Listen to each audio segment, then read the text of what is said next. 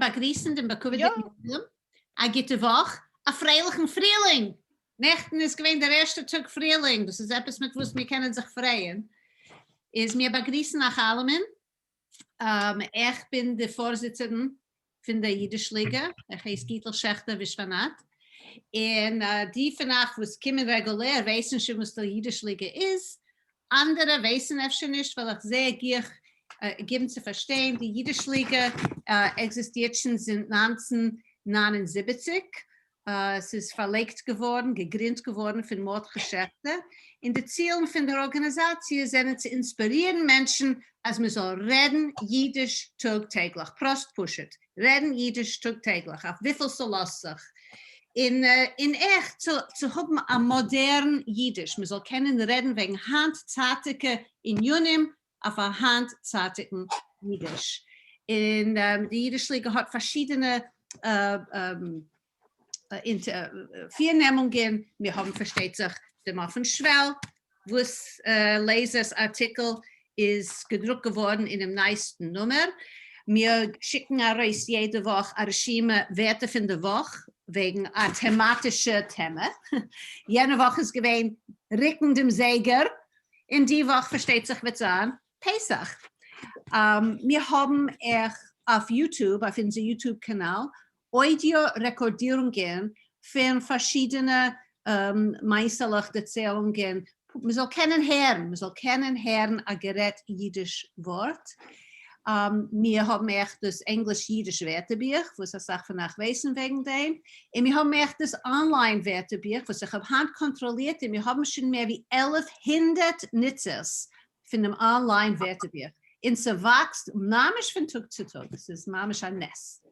Wir prüfen auch helfen, wir prüfen allem helfen mit dem Lernen sich Jiddisch. Und wir hoffen, dass ihr lernt sich und wir hoffen, dass ihr wird stützen, die Jüdische Liga, ob ihr stützt uns noch nicht. Ist ein schönen Dank und ich gebe über das Wort jetzt Miriam. Schönen Dank, Gittel.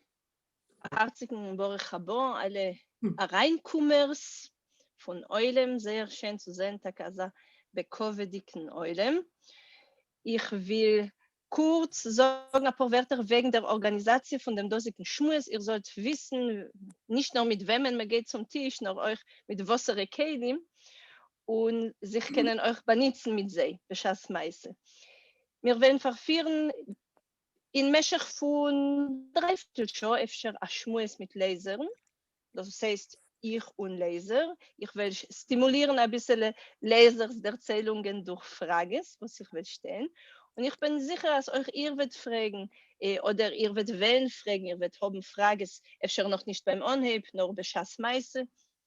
Für die dosige Frage wird aber der euch sein Ort, weil die ganze Unternehmung schmussen mit heinzeitigen Mechabrim, was drucken sich in auf den Schwell, ist verplaniert geworden bei MS mit der Rokavone, zu schaffen eine Gelegenheit für Jiddisch-Reders zu begegnen ältere und neuere und jüngere Jiddisch-Schreibers heutzutage und sich zu kennen mit sie austauschen, nicht nur durch die seitlich von auf den Schwell. Kedai ihr sollt können fragen, wenn wir abteilen beim Sof, ein Stückchen Zeit, danke für Fragen und Bemerkungen von dem Eulem. Und Leser wird sich können beziehen zu dem. Ob ich heute meure, als ihr habt eine dringend dicke Frage und ihr wird sie vergessen bis zum Sof, sollt ihr sich nicht schämen und sie verschreiben in dem Schmueskestel. Ihr könnt alle, gebt mal Klick auf dem Simen von dem Schmueskestel, was belas heißt das Chatbox und verschreibt eure Frage dort und beim Sof werden wir das übergucken und sich euch so herum können beziehen zu was ihr wollt fragen.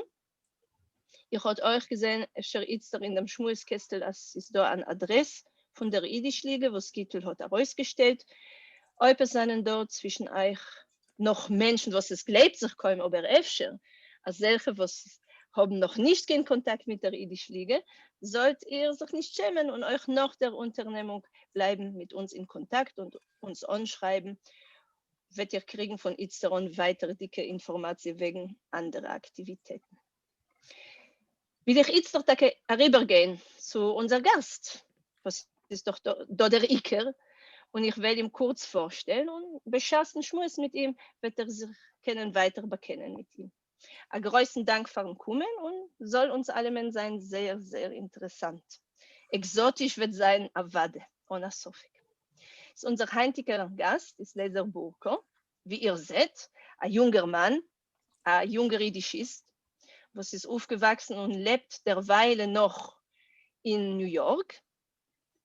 Und wegen seines kann man sagen, dass hat ein Pinsker, ein Berscheder und ein Oklahoma Jiches. Jetzt ob jemand von euch weiß nicht, wo eine von die Eltern befindet sich, sollt ihr sich verinteressieren mit einem interessanten Wörterbuch, was existiert, wegen Toponymen, geschrieben von Honen Bordinen.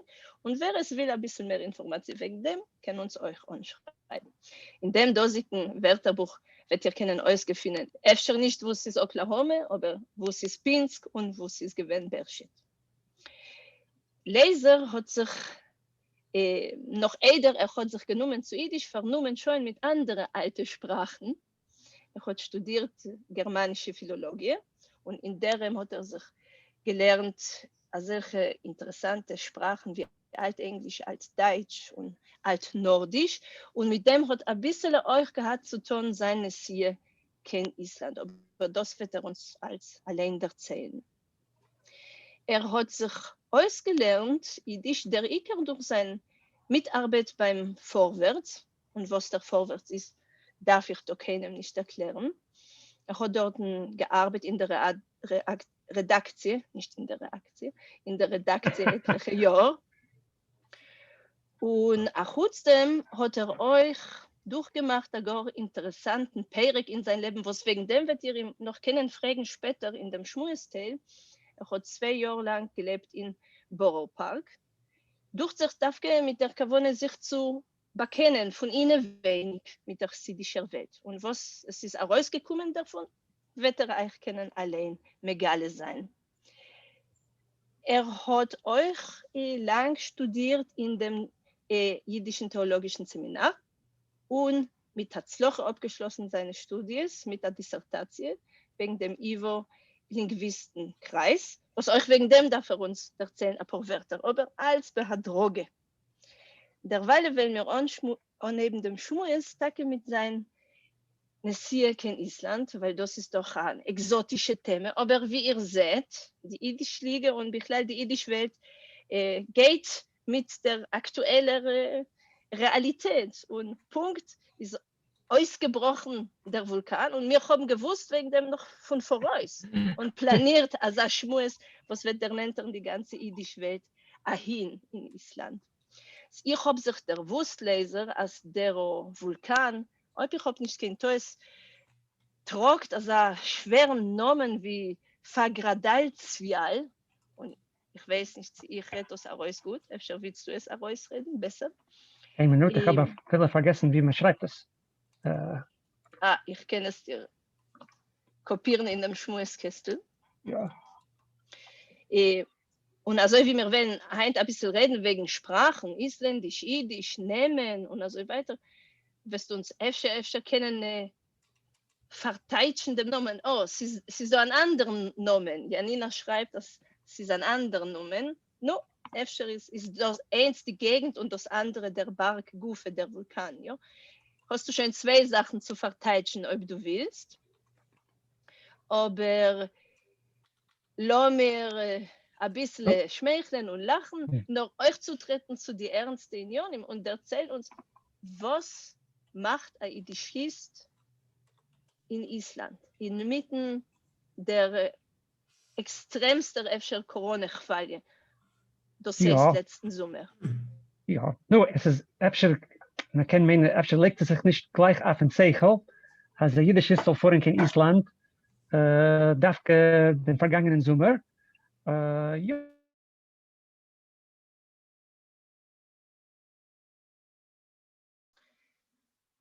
Entschuldigt, Ich bin verstimmt. Ich weiß nicht, wie das ist geschehen. Nein, das ist gewinn meine Schuld, sei mal. Okay. Ja, es legt sich nicht auf den Zeichel, oder es kennt sich, dacht sich etwas modne, als man so vorhin in Island mit der vergangenen Sommer. Aber vor Jahren hat es ausgesehen ein bisschen anders. Ihr gedenkt, als vor Jahren, schon im März, in April, ist die ganze Welt gewesen vermacht. Speziell für Amerikaner, ja. Das heißt, Amerikaner hat man nicht reingelassen in Europa. Aber in Island ist gewesen ein Ausnahme. Oder es hat sich ausgesehen, also es wird eine Ausnahme, als Amerikaner wollen mehr fahren in Island.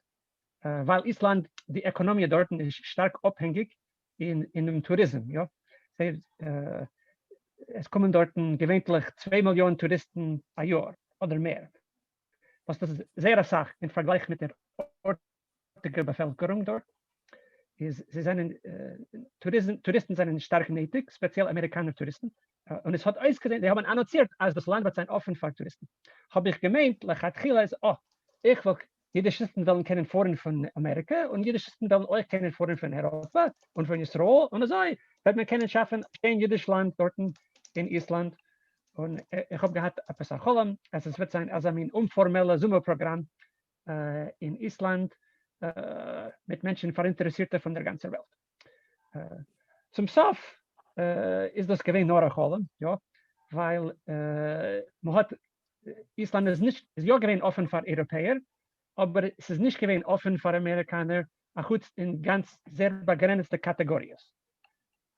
Ich habe gekannt reinkommen dort, der Fall, weil ich bin gewesen verschrieben in einer Kurs, in einem isländischen Sommerkurs. Und also wie Student habe ich gemerkt reinkommen. Aber es damals so hat man nicht gekannt reinkommen. Ist das hat also ist mein Cholam nicht bequem geworden. Aber ich habe Gott gekannt verbringen etliche Schäden Chadashim dort in Meschich von der schweren von der Pandemie. Es ist gerade zu wissen, als in Island ihr habt schon gehört, wie so der Matze ist gewesen in Amerika. Es ist gewesen ganz schwer, speziell in New York in die erste Chadashim. Wenn ich bin angekommen in Island, ist das gewesen mamisch wie geraten wird, ja. Weil da in New York ist alles gewesen vermacht. Und es ist noch weiter vermacht gemacht als in diesem heutigen Tag. Aber in Island ist alles gewesen offen. In Island haben sie sehr gut behandelt den Virus in die erste Chadashim. Und sie haben gerade sehr wenig Fallen. Und die Problem ist gewesen gelöst. Bis die Touristen haben ein bisschen reingebracht, den Virus noch einmal.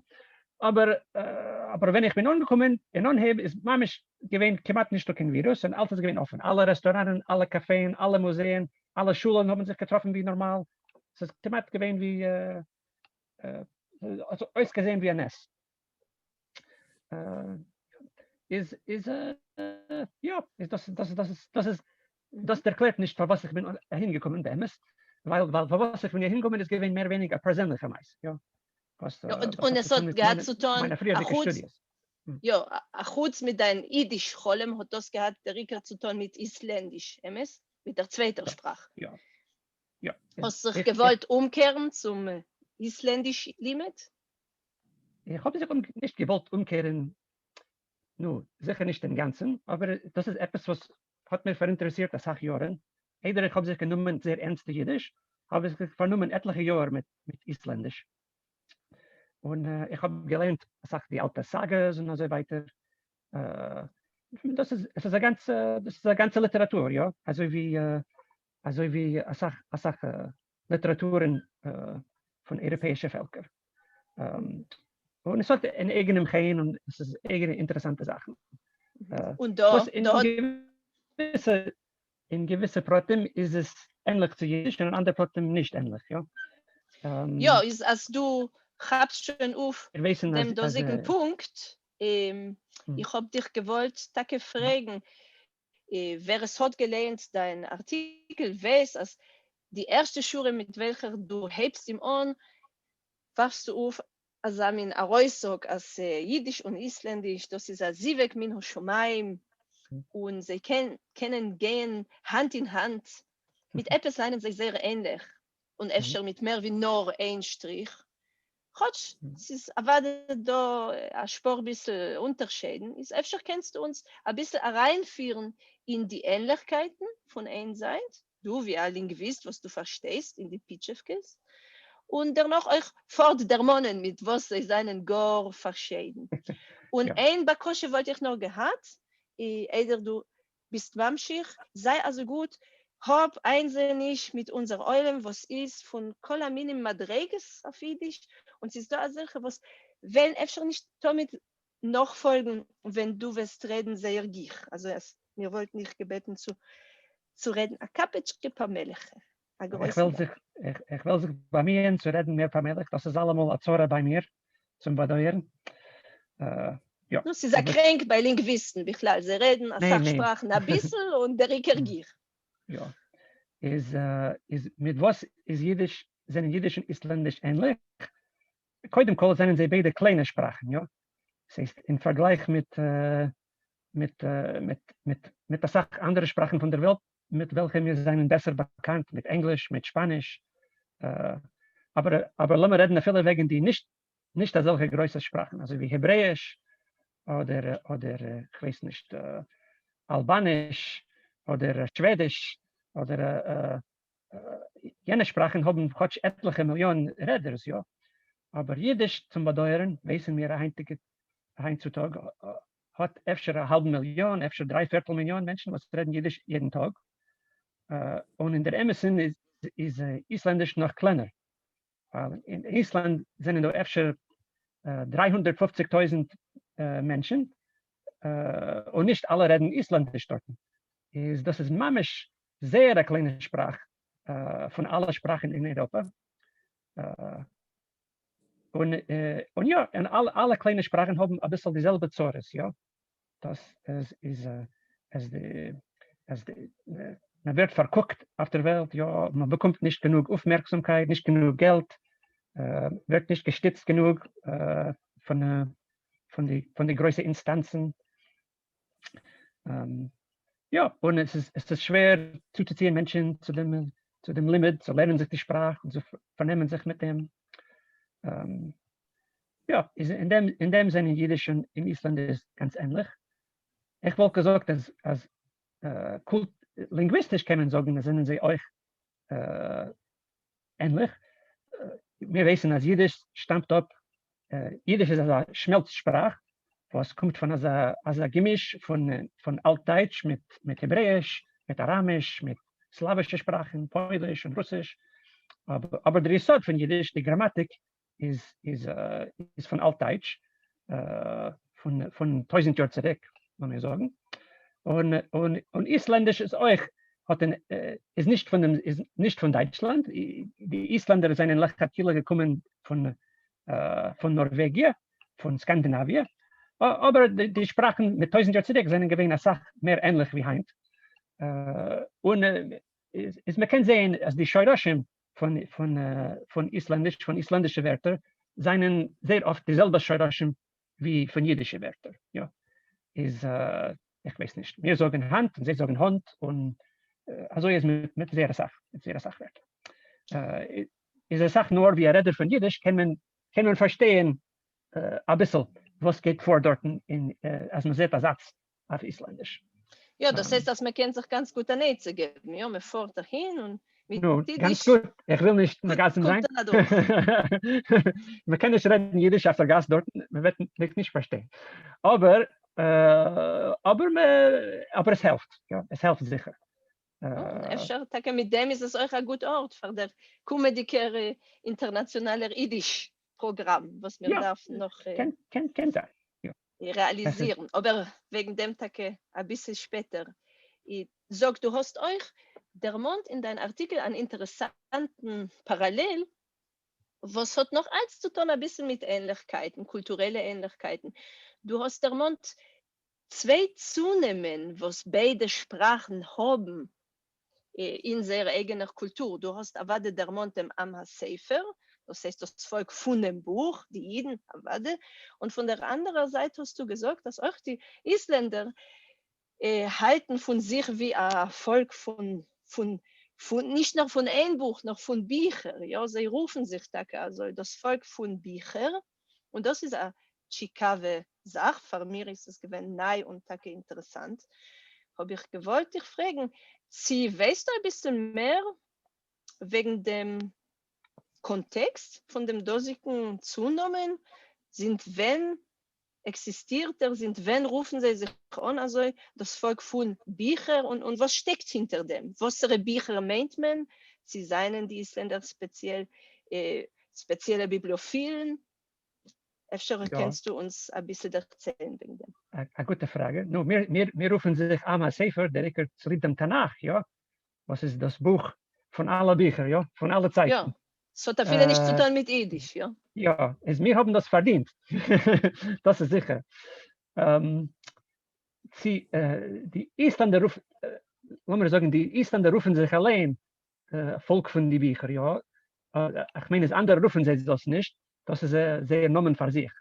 Und das hat, ich habe nicht ausgeforscht, aber ich kann sehen zwei Aspekte von dem Phänomen.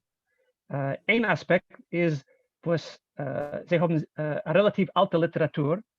Ja, sie haben eine reiche Literatur schon mit 800, 700 Jahren zurück. Das heißt, zwischen europäischen Völkern ist das ganz alt. Also man soll haben eine reiche Literatur von was ist so alt. Sie haben eine lange literarische Tradition.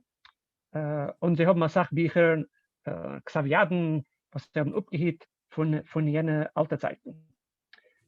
Und noch kurz dem ist der zweite Aspekt, was Isländer haben lieb zu schreiben.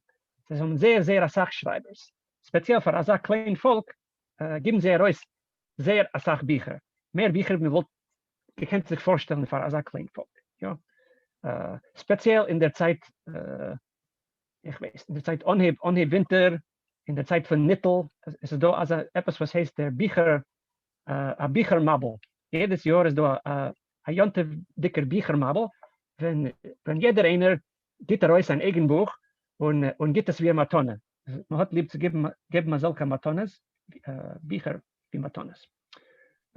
Und das ist ein bekanntes Phänomen bei den Isländern, man gibt unterschiedliche Bücher, tausende Bücher, und man kauft die Bücher euch und man gibt sie wie Matonnes. Und das ist also ein kultureller Strich, was ist mehr wie bei, mehr wie Prozent ist es, sind sie mehr vernommen wie Bücher wie alle anderen Völker. Gott wie alle europäische Völker, lassen wir sagen. Und dafür rufen sie sich Volk von den Büchern. Und das ist also bis zum heutigen Tag, ja?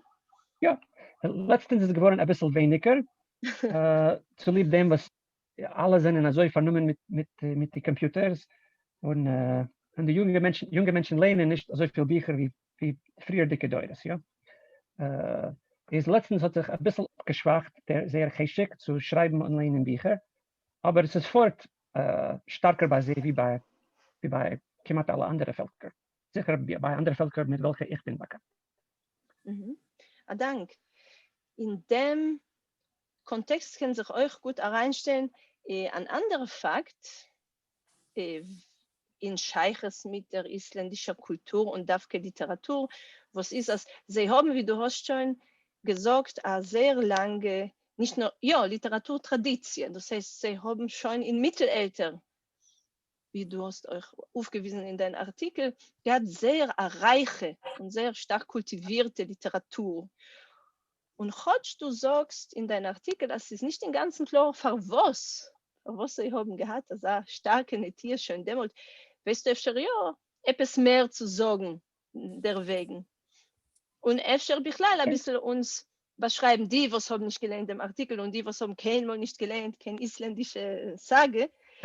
Was das ist öfter vor das darauf. Kannst du erklären, mit was das schmeckt? Du hast doch ja gelernt. Ja, ich habe nicht gelernt, so viel, aber ich kann etwas erzählen wegen dem. Die Sagas, Saga auf Isländisch meint Poshet Geschichte. Ja. Die Saga, wenn man redet gegen die Sagas, meint Poshet Geschichte. Und es sind da verschiedene Mine Geschichten. Es sind da Geschichten wegen Helden, was kämpfen zwischen sich und was, ich weiß nicht, sag mal, es sind da solche Sagas wegen was machen Milchommes und so weiter. seien da historische Sagas, was haben kleinlich zu tun mit Emestiken, mit Königen von skandinavischen Ländern und mit historischen Personagen, was nicht immer ist das als Fiktion, aber es macht trotzdem Eindruck, als das kann sein historisch. Es sind das Sagas, was sind wegen heiligen Menschen, ja, was von der christlichen Tradition, was machen Nissim und so weiter. Es sind da keine verschiedene Sagas. Es ist da eine Tradition in knapp alle europäischen Völker, ja. Aber in Europa, bis in die letzten paar hundert Jahre, hat man geschrieben solche Sachen direkt auf Latein, ja, in Europa. Aber in Island, zu dem Sibels, was einem nicht im Ganzen klar, hat man geschrieben in der Volkssprache. Und das ist ein bisschen der Ness von Island. Dort hat man sehr reiche Literatur in der Volkssprache. Wenn in andere Länder ist das nicht gewesen. Und ich habe gehört verschiedene Erklärungen, was das ist so. Es kann sein, als die Isländer haben nicht gekannt genug Latein. Also, sie sind ganz schwach in Latein und speziell die Führers, die von der Gesellschaft, die Menschen mit Geld, haben gekannt noch ärger Latein. Ja? Öfter haben die Galochen dort ja gekannt Latein, aber die Menschen, die haben bezahlt für Bücher, haben nicht gekannt also gut. Das haben sie gewollt lernen meistens auf seiner Sprache, in der Volkssprache. Und der Pfarrer zu lieb sehr umkennen, sie nicht kennen Latein, haben sie geschrieben auf Isländisch. Ja, das ist die beste Erklärung. Mhm. Und die dosige Volkssprache hat sich eigentlich kein Sach, sind jene kademonische Zeiten, nicht den ganzen kademonische, aber frühe Zeiten, verglichen mit der heutigen Sprache nicht stark gebieten. Ja, du lässt anzuhören in deinem Artikel, dass heinzeitige Isländer können sehr gering überlehnen die alte Sages und wird sich nicht davon kriegen mit der Sprache, ja, nicht sich davon rangeln. Das heißt, und wegen dem schreibst du euch, als man hat durch die alle Jahrhunderte geprüft, abzuhitten auf etwas an einer sehr, sehr rein isländisch. Das ist es. Ja. Mhm. Und habe ich etliche Fragen. Sie lehnen die heutige Isländer, was seien also stolz mit sehr Liebschaft zum Buch, sehr altes Sages. Das ist etwas, was ist noch als Teil von dem Kanon und Menschen seien auch stolz mit dem. Sie das ist schon als alte Meisters und interessiert nicht. Und von der zweiten Seite die Sprache, was du hast sie bezeichnet wie sehr eine reine Sprache und verglichen mit der jiddischer Schmelzsprache, ja, was hat gesagt, aufgenommen in sich andere fremde Elementen und geprüft integrieren, ist noch einmal der Charakter von Isländisch, der Charakter von Chikave reiner Sprache, was hebt sich ab, was macht nicht durch keine Sachentwicklungen, auch die Zupassungen, was betten sich zuliebe, beiden in der Zeit. Ja. Aber man ist noch als ganz makbit auf dem zu nutzen, rein isländisch und reinzulassen, auf wie weit möglich winzig draußen die Haspo ist. Sie ist es Tage also, das ist noch die Akademie, was kämpft und die Menschen tun sich sehr. Ja, gut. Ich will probieren zu entfernen, aber Miriam darf es nicht ermahnen, weil das ist gewähnt 5 Sprachen. 5 Fragen. 5 Fragen. Ja, die erste Frage ist gewähnt, dachte ich, was ist gewähnt die erste? Wegen die Archaischkeit von der Sprache. Mhm. Ja, das ist etwas, das ist aufgefallen Menschen, viele mit 200 Jahren zurück. Einer von den Gründern von der modernen Linguistik, hat geheißen Rasmus Rask. Ist gewesen ein Linguist von Dänemark. Und es ist gewesen bekannt schon damals, als die Isländer reden mehr oder weniger dieselbe Sprache wie mit 800 Jahren zurück.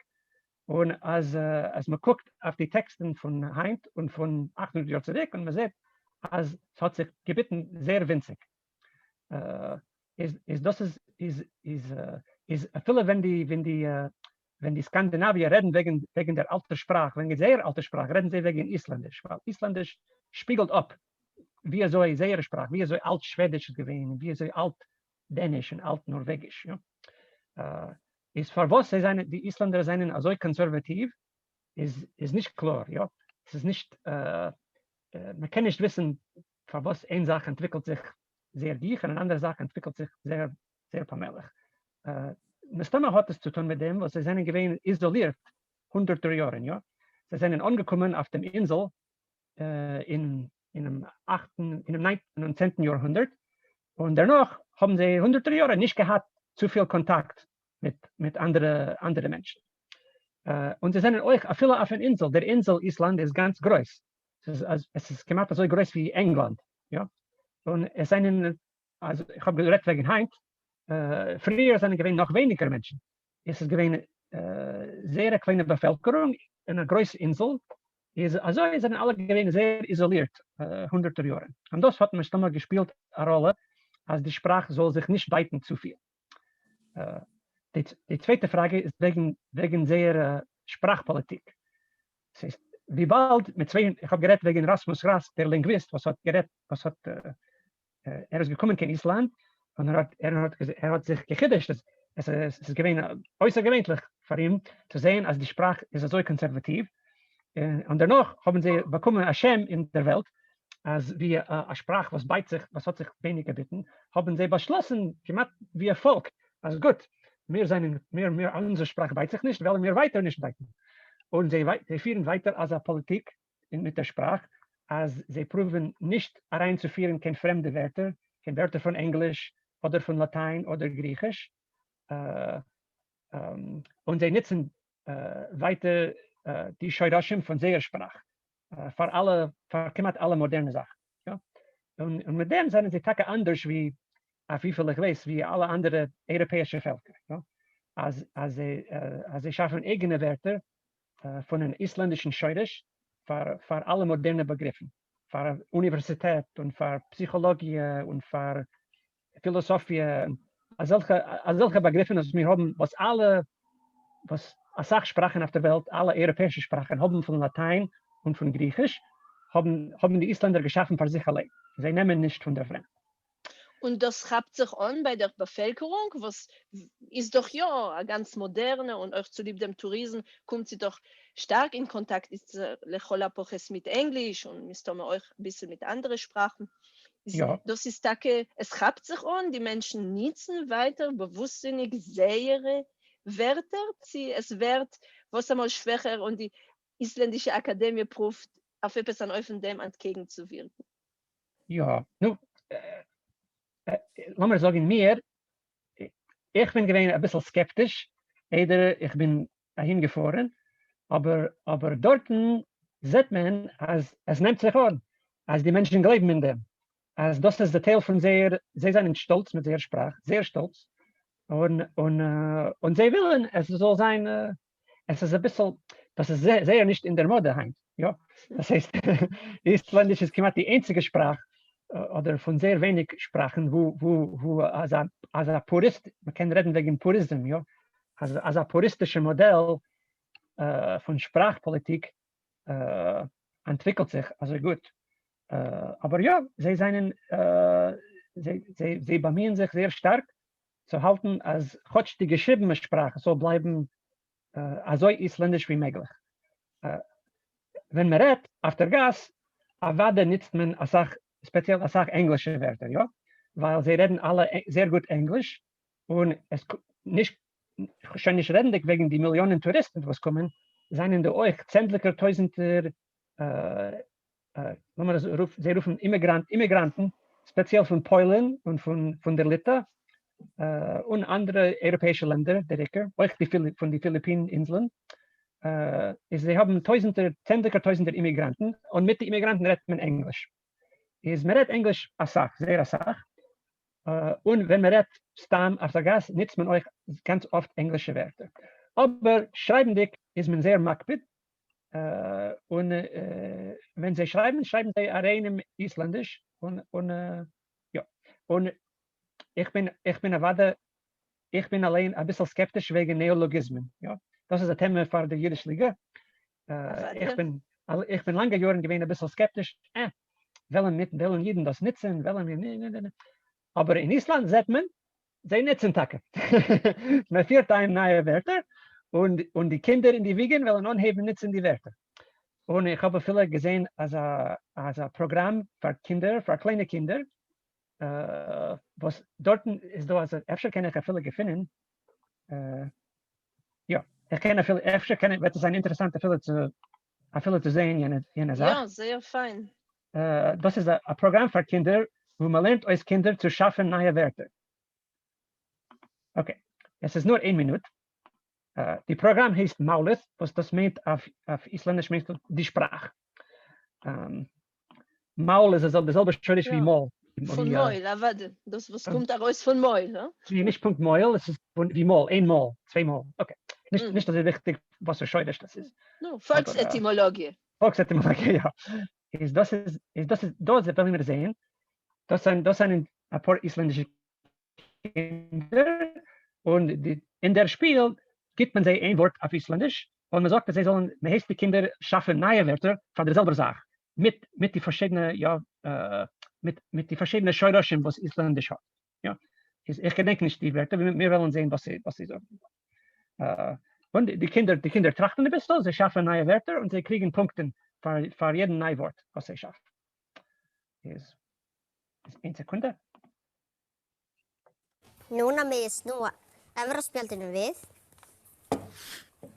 Okay, das heißt Simi. Das ist das isländische Wort für Mobilke. Ja. Simi ist ein interessantes Wort allein. Es hat gemeint Seil oder ein Seil. Und es ist geworden, man hat es übergenutzt und gemeint und gebeten die Partei, es soll meinen Mobilke. Jetzt dürfen die Kinder schaffen ein neues Wort für Mobilke. Tíminn byrjar.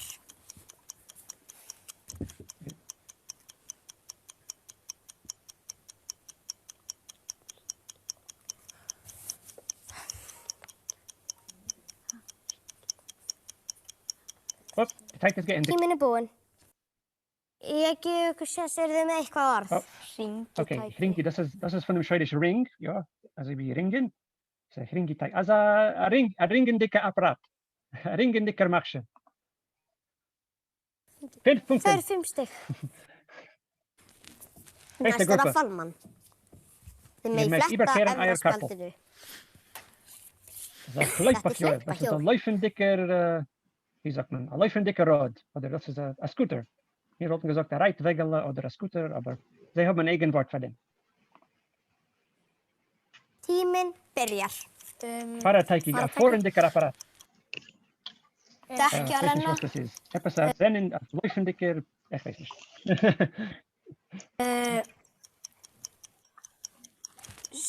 Ja, Stierhjul, Steierrad.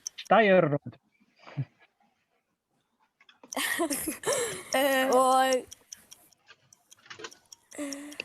tíminn búinn. Þið fáið 5 stig fyrir orðið Sie kriegen 5 dekkarenna. Punkte für den zweiten Wort. Ich weiß nicht, für was ich habe nicht bekommen Punkte in euch für den ersten Wort. Wer weiß. Es bekitzt, man sieht, dass man trainiert die Kinder zu schaffen neue Wörter und sie tun es Tacke.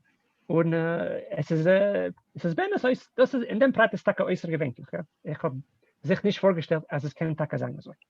Nun, man darf sich auch aufnehmen ein Beispiel. Das ist etwas im Ganzen wie etwas ein nationaler Sport bei sich. Man darf es unbedingt annehmen. Und auch will ich noch aufmerksam machen, unsere Teilen Eulen, als da ist vorgekommen, in der Beschaffsmeister Premiere. Ich habe sich Bichlal nicht gehabt, aber wir haben da gehabt, zum ersten Mal Bichlal in der Geschichte eine simultane Übersetzung von Isländisch auf Jiddisch, ja, durch Leser Burker. Also nur das darf man stark abschätzen. Dank, Leser. Das ist auch sehr, sehr interessant. Das heißt, dass euch Kinder haben etwas starken Sprachbewusstsein, ja, legabe ihrer eigener Sprache und es ist sehr schön zu sehen. Ich darf öfter zugeben, als die ganze Konservativkeit und Reinkeit von Isländisch, es kommt nicht von sich allein. Es ist eine Sache Arbeit. euch erfüllen das, was die Grammatik beißt sich nicht. Früher ist das geschehen, weil sie sind gewesen isoliert. Aber heute geschieht es, weil sie lernen in den Schulen, ja. Man darf lernen sich alle Deklinations und alle Konjugations und es ist eine ganze Teure bei sie. Es ist nicht Poshet. Es ist Poshet ein wichtiger Teil von der Kultur und sie wollen das aufhüten und anhalten in dem.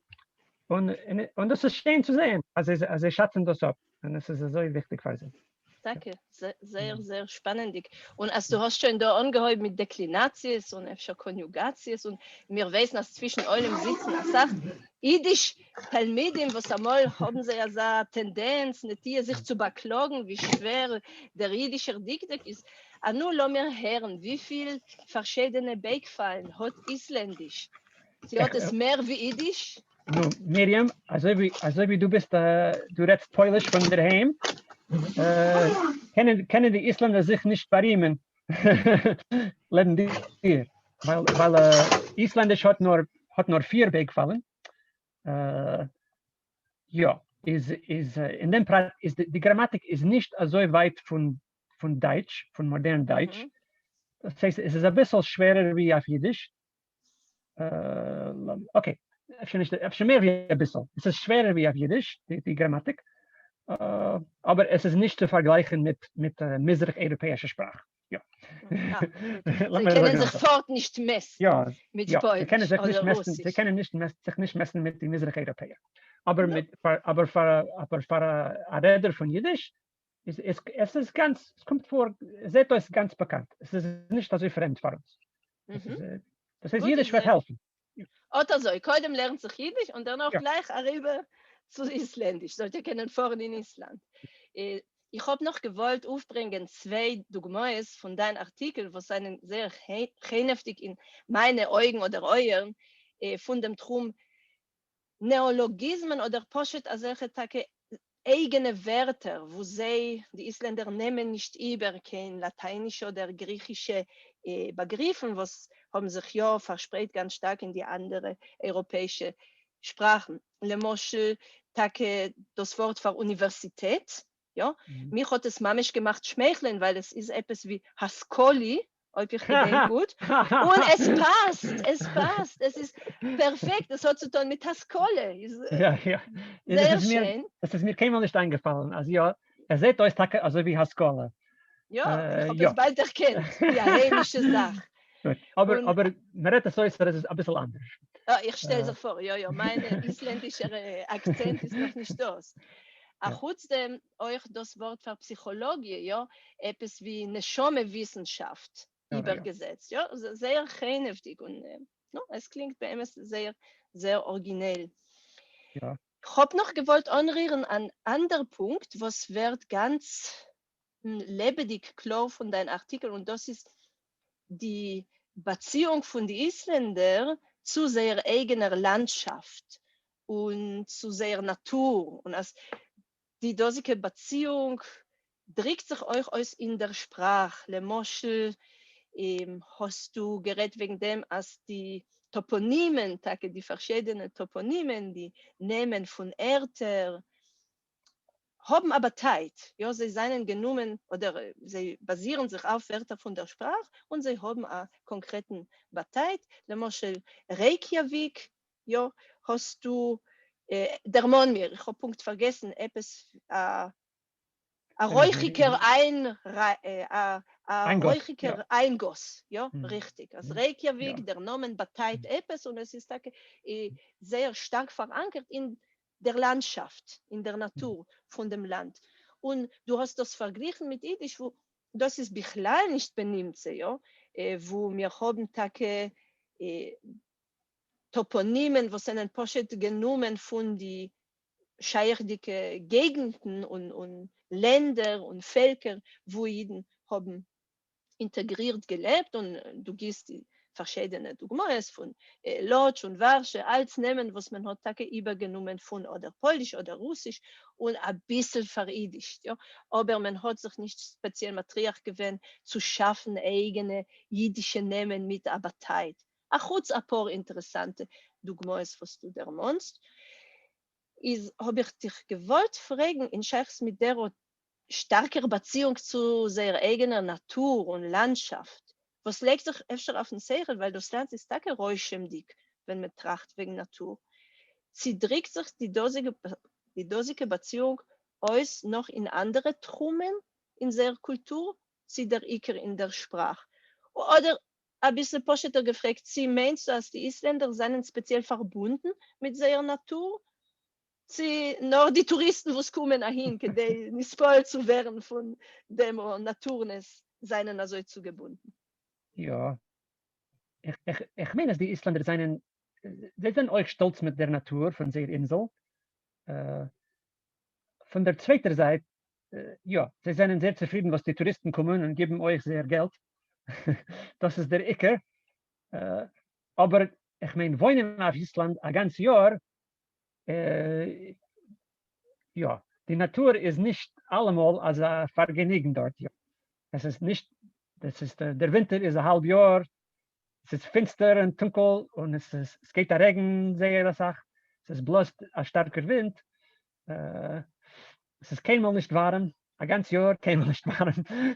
ist von der Natur, ja, sie haben sehr Sache, sie tun sehr Sache Aktivitäten innerwenig, ja. Sie haben sehr stark lieb zu schwimmen. Sie haben Schwimmbassinen. Das ist der nationale Sport, kann man sagen. Ja, und sie haben solche warme Bäder, wo man kann schwimmen und sich baden ein ganzes Jahr. Und wo ist es warm? Es kommt raus Heißwasser von der Erde. Ja, die Geysers, ja? Ja, Geysers auch, ja. Ja, sie sind stolz mit dem. Von deswegen sind sie sehr zufrieden, wenn sie können machen eine Vacation in Spanien oder in Florida oder vorhin irgendwo, wo es nicht kalt und wo es geht nicht der Regen, wo man sieht die Sonne und es, ja. No, es ist damit so, Geschmacker ist der Fisch auf jenem Tisch, ja, aber kannte Meise. Entgegen dem fällt mir ein, als vor der Corona-Zeit habe ich Pflegeherren sehr Sache von Israelim, was seinen Mames massenweise weggefahren in Island, Sommerzeit, ja, abzuschatzen dem isländischen milden Sommer. No, das fängt, ja. Du hast dich gepläsket in etwas Geyser? Oh, nicht der Geyser ist der Name von nur ein Geyser. Das heißt, es ist der Name von einem bekannten Geyser, was heißt das so.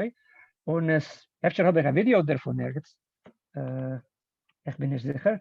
Geyser. Wie schreibt man Geyser? Geysir. Okay. Geysir 3. Okay. Ich will gefunden. Okay. Ich weiß nicht, wie man darf sehen in einem Video. Aber nee, ist nicht gedacht. Okay. Es ist Wasser, was spritzt raus von der Erde. Und es geschieht ganz regulär. Es ist alle 40 Sekunden oder Minuten halb oder etwas so. Und das ist gewesen der erste bekannte Geysir auf der Welt. Und dafür ist der Name weiter, man hat darüber geführt, den Namen euch auf alle anderen Geysirs. Interessant. Ja. Aber wegen der Natur, du hast gefragt, wegen der Natur. Und ja, das heißt, es ist eine Sache, was in Island sind alle Namen verständlich auf der Sprache. Ja. Das heißt, die Namen von allen Eltern sind, es ist nicht so wie in Amerika oder in die meisten Länder, wo es sagt, Namen von Eltern sind man weiß nicht, was es meint. Ja, Manhattan. Ja, Manhattan, der Name Manhattan kommt von einer Indianersprache. Ja. Oder Bronx oder Brooklyn oder was es soll nicht sein. Aber in Island hat jeder Name hat eine Partei. Und das kommt von dem, was sie sind, wir wissen, wenn die Menschen sind angekommen dort. Ja. Sie sind angekommen mit 1000 Jahren zurück und sie reden noch dieselbe Sprache. Wenn man hat gegeben einen Namen für einen Ort mit 1000 Jahren zurück, kann man noch verstehen den Namen. Ja. Und das ist nicht so in einer Sache anderer Erde. Aber öfter ist das nicht so fremd. In Israel haben euch alle Namen, ja, gewöhnliche Partei. Das ist nicht so immer. Ja. Nur zwei sehr alte Kulturen, ich weiß. Ja. Ja, dank. Öfter kannst du sagen, ein paar Wörter wegen die Isländer Gufe? Was charakterisiert sie? Was wissen wir von Isländern? In allgemein, ich meine, ich habe nicht so viel Erfahrung in Skandinavien, aber ich meine, die Kultur dort ist sehr skandinavisch. Das heißt, die Menschen sind sehr tolerant, liberal. Ja, sie sind freundlich, aber sie sind ein bisschen, ich will nicht sagen kalt, aber sie sind ein bisschen, ja, für sich. Ja. Sie halten sich besonders. Sie wollen sich nicht darum nehmen, mit der Gas und sich zu kuscheln mit dir, weil du bist der Tourist und du kaufst etwas in sehr Geschäft. Das ist, ja, sie sind nicht, sie haben lieb sehr Kultur, aber sie sind sehr weltlich, ja, also wie die anderen Skandinavier. Man geht nicht zu viel in Kloster dorten. Es ist eine weltliche Kultur. Was noch kann man sagen? Sie sind sehr stark vertan in Sport. Ich habe gesagt, dass sie gehen schwimmen die ganze Zeit, aber sie tun auch andere Sporten. Sie sind alle vernommen mit Läufen und Springen und Hopsken und ja, sie sind sehr, sehr gesund. Ja, was sehr noch? energetisch klingt Sehr das. energetisch, ja. Sie vermattert schon, nur das Herren der Welt. Ja, das heißt, sie lehnen nicht nur, ja, sie tun auch andere Sachen. No, das heißt, sie haben etliche schöne Wochen, Sommerzeit, und sie dürfen reinhaben die Gelegenheit zu tun, etwas in Dreußen. Sie tun das. Ich will dir noch stellen ein paar Fragen, was haben weniger zu tun mit Island, nur euch mit anderen Trumen von deinen Interessen, was einen noch nennt zu Jiddisch wie dein Interesse für Isländisch, aber fort kennst du öfter unser Eulen geben ein paar Aids, was man darf sehen, als man fort schon ja in Island. Ist da etwas touristische Aktivitäten? Ja, nur ich will auch sagen, im Emmes, also wie ich habe nicht gehabt kein Auto und ich habe nicht gehabt zu viel Geld, habe ich nicht gesehen die ganze Insel. Ich habe nur gesehen Teilen, was sind gewesen relativ neu. Der ja, neu der Hauptstadt. Die Hauptstadt heißt Reykjavik. Ich habe gesehen, knapp alles in der Hauptstadt. Und ich habe gesehen ein bisschen in dem meidevdicken Teil von der Insel. Aber was ist auf dem missrechtigen Teil, weiß ich nicht, habe ich nicht gesehen. Ja, was ist gedeiht zu sehen?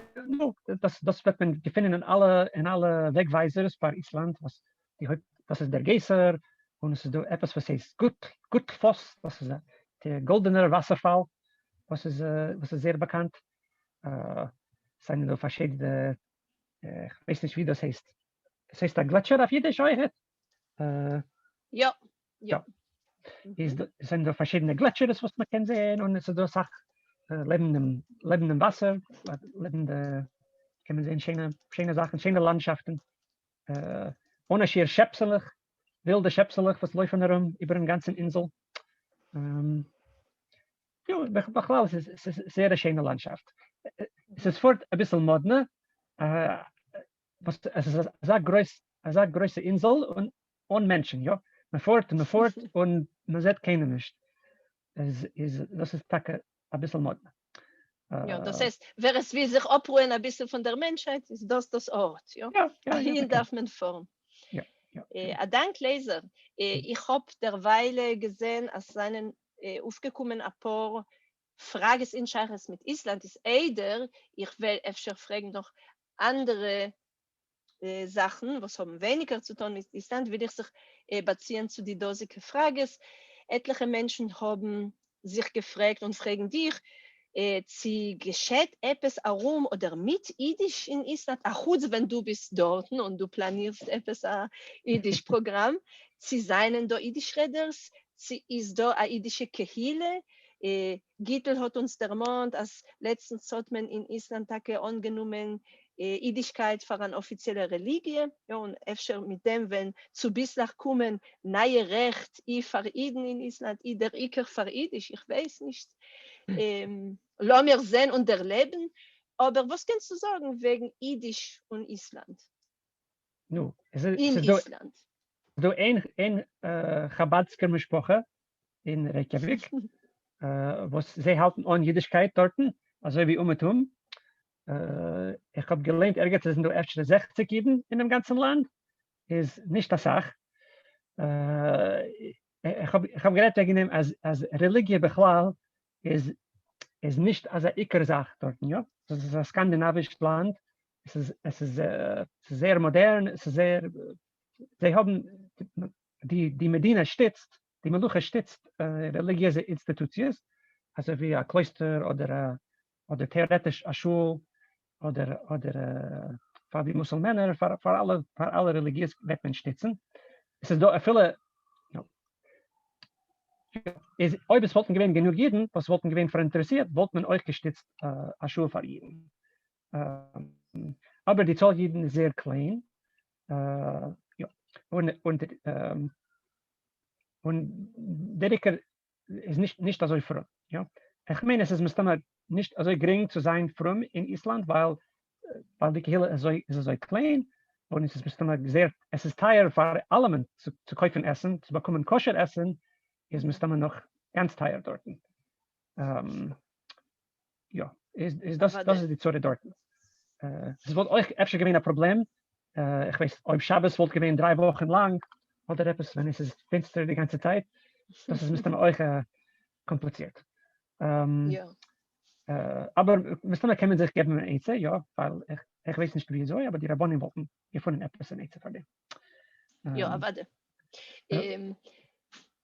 Wahrscheinlich Jiddisch hat gelebt, wenn 2 Gewehren, unsere Tamara und Arturo, Jiddischisten von London, sind gekommen auf eine Visite und wir haben gehabt den Plan, dass wir wollen verbringen länger dort. Aber zum Sof haben sie gehabt Probleme mit dem Auto und wir haben noch gekannt verbringen eine Vorschau zusammen. Aber es ist eine kurze Kufa, etliche Show, was wir haben sich herumgeblonget in Reykjavik und gerät Jiddisch dort. Aber das ist gewesen die ganze jüdische Aventur, was wir haben gehabt. Ja, es ist gewesen zu kurz, gedeiht zuzuziehen, ein paar neue Ballone. Ja. Darf kommen auf länger auf dem. Emetzer anders hat gefragt, wie viel Isländisch man redet mit Island? Und ich meine, das hast du ein bisschen dermont in deinem Artikel, weil du hast geredet wegen isländischer Emigration euch. Das heißt, seien da Isländer, was verlassen Island, ja, und besetzen sich in andere Länder. Ja, es ist nur relativ Sache Isländer, was vorneweg. Erstens, eine Sache mal zu studieren, weil es ist da eine gute Universität, aber es ist eine kleine Universität, ja. Also man kann nicht studieren alle, ich weiß nicht, alle Themen von Medizin oder weiß ich was. Zu studieren, studiert man oft in Kopenhagen, in Dänemark, oder man fährt in Amerika, oder ist zu dem fahren eine Sache Isländer weg und studieren und arbeiten irgendwo anders. Es ist da relativ große Emigration. Ich bin nicht sicher, müsste mal 20.000 Isländer. Ja? Was das ist eine Sache für sie. Das ist ein relativ großer Prozent. Und ich meine, also wie die Isländer, sie sind nicht stolz mit der Sprache, aber von der zweiten Seite reden sie alle sehr gut Englisch. Und ob man hat Kassen mit einem Nicht-Isländer, redet man Englisch in der Sprache, ja. Es wird ein bisschen kompliziert mit Unhalten Isländisch in Ausland. Aber ich meine, sie proben das zu tun, auf wie viel sie kennen. Ja, Dank Leser. Jetzt auch fragt da Ibert, sie ist da ein Schiel in Reykjavik? Ich meine, es ist nicht, ich meine, es ist da sehr teuer. Wir sind bei jenem Kabadnik. Bei ihm in Stub, das ist ich meine, ich bin nicht gewesen bei ihm, ich weiß nicht. Aber ich meine, es ist nicht doch kein MS-Schule. Ja. Dank. Ich sehe, als Philipp Kuttner macht als Simen, als will etwas sagen, will ich jetzt übergeben das Wort und Bichlal, ermutige ich dem lieben Eulem zu nehmen das Wort jetzt nicht nur in dem Schmueskästel, nur ob ihr wollt etwas fragen, also mit eurer MS-Dikol und Tacke Schmues mit Lesern bei Covid Godel. Das Beste ist, aufzuheben eure elektronische Hand, nicht eure physische. Aber ob ihr wisst nicht, wo sie befindet sich, könnt ihr euch poschet auföffnen euer Mikrofon und anheben zu reden und wir werden schon verstehen, als ihr wollt fragen. Derweil gebe ich über das Wort Philipp Kuttner. Danke. es ist sehr interessant, wie groß Island ist und wie viele Menschen wohnen dort. Und es ist dasselbe, sehr groß wie die Stadt Ohio und die ganzen Menschen, was wohnen dort, ist dasselbe, öfter ein bisschen nicht so groß wie Cleveland. So als man denkt von Ohio und man denkt von Cleveland, so groß ist das Island. Ja, es ist physisch groß, aber mit sehr wenig Menschen. Ja. Und ich meine, die 2/3 von der ganzen Bevölkerung wohnt in der Hauptstadt, in Reykjavik, und in die Arumika-Gegenden dort. Das heißt, das ist der größte Teil von der Insel, ist ein ganzen Post und ledig. Man kann gefunden Schäpsen, aber nicht kein Menschen.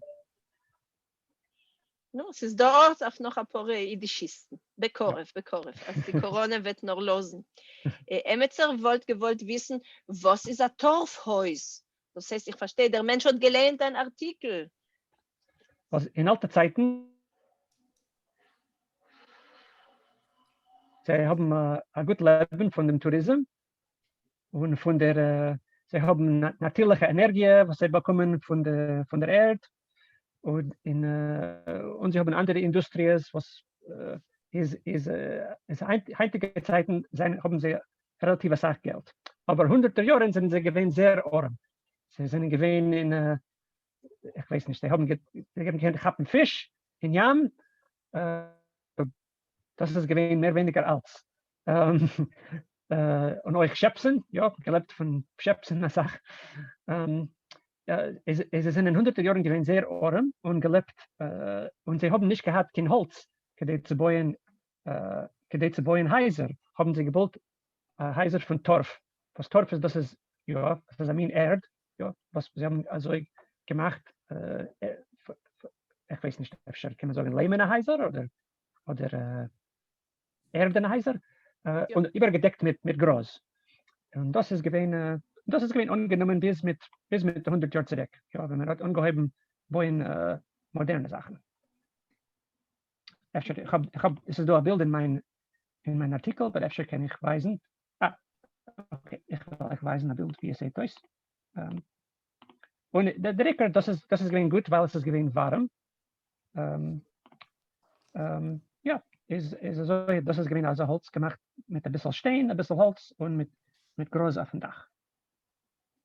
Und also haben wir bis mit jetzt mit der 100 Jahren zurückkommen ungeheben Bauernhäuser mit, ich weiß nicht, wie das heißt, People können mir sagen, wie das heißt, Jiddisch, corrugated iron. Es ist Eisen gemacht, es soll sein, ja, es ist Eisen, was man kann bauen damit. Was gewöhnlich ist, gewöhnlich baut man Ormehäuser. Oder in anderen Ländern baut man Ormehäuser mit Eisen. Aber in Island, weil es hält sich gut in einem schlechten Wetter dort, kann man nützen, ist das ganz normal. Viele von Menschen von Mittelstand, viele reiche Menschen wohnen in Häusern mit eiserner Wand, also gemacht mit Beton und Eisen. Dank. Ich sage, Zodek hat eine Frage oder Bemerkung. Ja, ich gebe euch über das Wort. Ja, danke. Ich habe gesagt, ich meine, das ist die ganze Lektion, aber ich habe nicht so gut verstanden, weil sie das gesagt hat, bis gefahren kann Island als Student, bis gefahren dort sich etwas lernen. Was ist der ämste Gesindere? Ja. Ich bin gefahren. Es ist dort, also wie wir haben kolmine jiddisch Sommerprogrammen, ist da euch in isländisch Sommerprogramm. Was ist ich will auch sagen, im MS ist es nicht so intensiv und nicht so gut wie unser Sommerprogramm.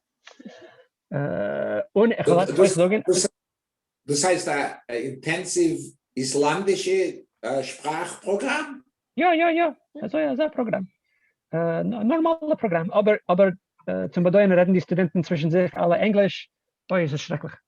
Und ja, und es ist nicht so intensiv wie es sollte gedacht sein.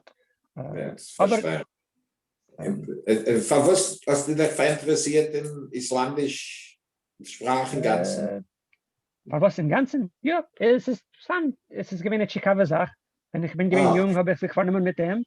Und wollte ich lernen solche Sachen. Sehr interessant. Ja, das heißt, noch der Sommer ist dein Englisch geworden besser und das Isländische hilft noch ein bisschen unter. Aber gut, über ein Jahr. Sie hat ebenso noch eine Frage direkt zu Island. Ich habe gehört, etwas Akol, aber ich habe nicht bewiesen zu identifizieren, wer das ist gewesen. Ich sehe nicht kein Hand. Ich gewollt ausnutzen, noch ein paar Minuten bloß. Levana, gut. Ja, ich will fragen etwas. Gut, ich sehe, es ist da jetzt etliche Ballonen. Ist koidem kol Chaim, was hat schon genommen das Wort? Ja, eine kurze Scheile. Eine kurze Frage. Ich weiß nicht, wer so mir sagt, Kompromiss in Jiddisch, aber ich will wissen, personale Sache. Ihr seid mehr Kompromiss mit Jiddisch oder mit Isländisch oder andere sprechen? Weil ich sehe, das ist ein isländischer Programm und Jiddisch ist in Zufall gekommen, so ein Rayon machen etwas. Das ist meine Frage. Was ist der größte Kompromiss, euer Kompromiss? In Jiddisch oder in Isländisch? Ich weiß nicht, was ihr meint mit Kompromiss. Was hat ihr in Sinnen zu sagen dort? Ihr seid... Was ist gewesen mein Interesse dort? No, dein Interesse. Was ist dein... Ja, was ist euer Percentage zwischen Isländisch und Jiddisch? 50%, 50%, 80% Isländisch und 10% Jiddisch. Versteht die Frage? Ja, ich verstehe. Ist heute rede ich wegen Island, weil ich habe geschrieben einen Artikel wegen Island. Und Miriam hat mich gebeten zu kommen reden wegen Island. Gewöhnlich rede ich gar nicht wegen Island. Nur Jiddisch und auf Jiddisch, nicht Jiddisch auf Isländisch. Das ist nicht eine personelle Frage, aber interessant für mich. Ja, lass mich nicht vergessen. Also, meine Frage, ich vergesse euch nicht, Lucien, ich sehe euch noch einen Satz. Ich will sagen dem Eulen Bichlal, als unsere Serie Schmusen mit einseitigen Schreibers von auf dem Schwell stützt sich jedes Mal auf die schon publizierte Artikel. Und in dem Fall ist Lesers Artikel gewesen ein Artikel wegen einem exotischen Ort, was hat öfter nicht so viel zu tun mit Jiddisch direkt, aber was man kann Avade vorstellen auf Jiddisch. Und das ist gewesen der ganze Kontext von unserer heimlichen Begegnung. Und ihr merkt alle Leser hat Avade 100% lieb Jiddisch. Es ist nicht zu vergleichen mit seiner Leidenschaft für Isländisch. Gut. Ich prüfe gar nicht verkaufen. Lucien, ihr habt das Wort. Ja, meine Frage, ob gewollt lernen dem Artikel. Wer soll gerne lernen dem Artikel? Ihr hat sich, das ist euch noch eine Bemerkung, was ich will machen, auf Lehabe, für die Zukunft. Für euch alle, was wollen, wieder unternehmen in solche Begegnungen. Wenn wir zerschicken die Informationen wegen die Treffungen, schicken wir aber Kosche, als ihr sollt sich registrieren. Und wenn ihr registriert sich, kriegt ihr automatisch den Artikel. Euch Tage zu kennenlernen in Voraus. Ich weiß nicht, wie ihr seid ergangen zu uns, nicht kriegen die den Artikel, aber ich verstehe Sachen treffen. Das ist sehr schön. Ob ihr wollt, kriegen den Artikel jetzt der Lachermeise, seid also gut, schreibt rein in dem Schmueskästel euer Blitzadress, tut es jetzt und wir werden im Hoben also herum abhieten und mit euch können zuschicken dem Artikel noch der Begegnung und Bichlal ist das eine gute Gelegenheit, die alle, was sind noch nicht abonniert auf den Schwell und kriegen jetzt der Efscher-Cheshek, herrendig wegen die wunderlichen Artikel, was gehen dort nach raus und alle auf Jiddisch. Ja, gedenkt, es ist da eine Jiddisch-Liga, es ist da auf dem Schwell, was man kann sich abonnieren auf dem und es ist euch eine gute Sache, Bichlal, eine Mitzwe, weil man stützt Jiddisch. und לאו דווקא איסלändisch. Und אפשר beide in einem, ist doch avade gut. Es ist da noch eine Frage oder Bemerkung von Arnen. Gebe ich dir über das Wort, Aaron? Leser, das ist Aaron. Leser, wenn ihr seid dort gewesen, habt ihr allein gesehen die Zufenlichten, weil ihre Bilder sind so wunderlich. Haben Sie dort Azamin Brucher sei, wie Kiddush Levana? Die wollen gedacht haben, ja. Ich habe gesagt, ich bin gewesen, die ganze Zeit in der Hauptstadt und dort ist zu lichtig. Und ich bin euch gewesen Sommerzeit. Sommerzeit ist nicht, kann man es nicht sehen. Ich zum Bedeutung habe ich nicht gesehen, wie heißen sie, das, ich weiß nicht, wie es heißt. People wird uns sagen, wie es heißt. Auf Jiddisch, die Licht, was kommt, die Zoffendicke Licht. Oh, die Zufenlichten. Zoffenlicht. Ja. So heißen Zoffenlicht, ja. Ich habe allein nicht gesehen, aber Avadi ist da. Aber man kann es nicht, es ist schwer zu sehen, wenn man ist in der Stadt. No, wissen wir schon, wenn zu organisieren die Jiddisch-Programm auf Island. Danke. In der Zeit, wenn man soll das können sehen. Ja, ich will fragen eine letzte Frage und mit ihr werden wir abschließen und sie wird uns dafür auch wegführen ein bisschen von Island und öfter noch mehr zuführen zu Leser Burkhardt, dem Jiddischist und Forscher und Verinteressierten Bichlal in Jiddisch und in jiddische Dialekten. Ich will euch ermahnen, was ich habe euch gesagt beim Anheb vorständig ihm, als er versteht, als er vernimmt sich Punkt Itzter, ja, mit einem spogelneuen Projekt, nachdem wie er hat mit Masel verendigt die Dissertatie. Und der Dosiker Projekt ist gewidmet an neuem Dialektenwörterbuch. Leser, sag ein Wort wegen der Ochosche wäre Meloche. Ein Fuß. Auf einen Fuß, avade. Ja. Gut, ist der Gedanke, mein Gedanke ist, was darf man, es ist ein bisschen zu groß, zu sagen auf einen Fuß, aber ja, der Plan ist zu geben Informationen wegen die jiddischen Dialekten für alle Wörter, also man soll wissen, wie man sagt es und was man sagt, in die alle Dialekten auf Jiddisch, was einen gewähnt, ja.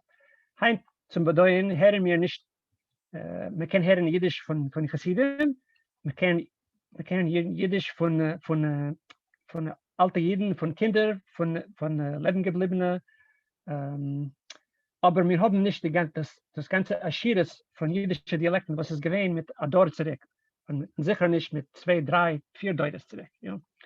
Es fehlt uns, ja, es fehlt uns euch. Wir wollten gedacht, wissen, wie soll man sagt ein Wort in Warschauer Jiddisch oder in Wilner Jiddisch oder in Kovner Jiddisch oder weiß ich was. Und mein Gedanke ist zu schaffen ein Wörterbuch, wo man kann ja ausgefunden jene Information. Man soll ja wissen, wie soll man hat geredet Jiddisch in die alle Erde. Auf wie viel das ist realistisch zu machen. Und ich vernehme sich direkt mit die Informationen von dem jiddischen Sprach- und Kulturatlas. Das ist ein großes Projekt in die 60er Jahren, was der Hauptinterviewer für jenes Projekt ist Dr. Mordke Schächter, Gittelstatter. Und wegen dem das ist ein großes Projekt, sehr groß. Man hat gemacht lange Interviews, 10 Show, 15 Show, geredet mit hunderten Informanten von Menschen, die haben geredet, die verschiedenen Dialekten. Und man hat tausende, wenn es 100.000 Seiten mit Informationen von den verschiedenen Dialekten, was man hat transkribiert. Aber von jenen Informationen ist nur ein klein bisschen heraus in der Form von 3 Bänden, was einen heraus mit 20 Jahren zurück, 20 und 30 Jahren zurück, ist die meiste Information ist noch nicht genutzt. Mein Einfall ist gewesen, also man soll nutzen jene Informationen und man soll es herausgeben in der Form von einem Wörterbuch. Und das tue ich so ein bisschen, ich kleibe aus einem Ort und ich finde alle Transkriptionen von jenem Ort und ich verschreibe es und mache es zuträglich auf der Webseite. Ja, das ist der Gedanke. Das heißt, als du führst weiter die Arbeit. Du bist nicht verinteressiert in dem Stapel noch in, ich weiß, letzte Jiddisch Reders von der Heim, was du wolltest gekannt, nützen, kedei auszubreitern dein Korpus. Es ist schon da ein genug größer Korpus, sagst du. Ja, ich will sagen im Ernst, ja, es sind verbunden sehr, sehr wenig Menschen heim, was reden noch a saftigen, kerndicken Dialekt von der Heim. Ich mein Gittel redt von der Heim. Aber Gittel, du redest meistens die Literatursprache, aber es ist mit, kann man sagen, bereichert mit gewissen Dialektstrichen, ja. Aber das ist sehr Seltenheit. Und es ist, die Menschen, was haben geredet, saftig und schön im Jiddisch, die Menschen, was reden, was haben gewähnt, größte Schreibers, jene Menschen sind schon nicht da mit uns, ja. Wir haben schon nicht solche Menschen. Ich meine, die beste Sache ist, sich zu vernehmen mit dem größten Korpus, was ist schon da und was Menschen nützen nicht. Das heißt, man hat ausgegeben, als Lehrer sagt Zeit zu sammeln als ein Korpus und es liegt dort und keiner tut nicht mit dem. Das ist mein Gedanke, es muss auch nützen, das, was ist da und nicht suchen weiter. Bist mir Tome gerecht, das ist damit gedeiht zu der Endigen, koidem kol, eder me los sich heraus auf noch neue Schlachten. Wir wünschen dir bei MS, dass du sollst matzliach sein mit dem wichtigen Schliches, nicht nur Projekt. Und ja, der Iker Asach Koyach, es fortzusetzen. Dem Cheshek darf man dir nicht untergeben, verstehen wir. Der Cheshek ist da, aber Koyach darf man euch auf solche Unternehmungen soll dir Tage gehen mit dem rechten Fuß und mit der Full Meul und mit der guten Euer und alles, was wir können noch sagen, noch gehen Dialekten. Teirer Eulem, a größten Dank für eure Getreischaft, a größten herzigen Dank, Leser, für dem schönen, aromnehmigen Schmues, was uns Mamesh ernennt, a Stücke zu dem einsamen Insel Island. Und jetzt will mir schon euch alle vorn. Und wenn du wirst organisieren, die Jiddisch-Programm dort, werden wir aber sich mithappen. A Dank, man soll sich sehen noch auf Simches und a freilichen, koscheren Pesach, euch alle Men.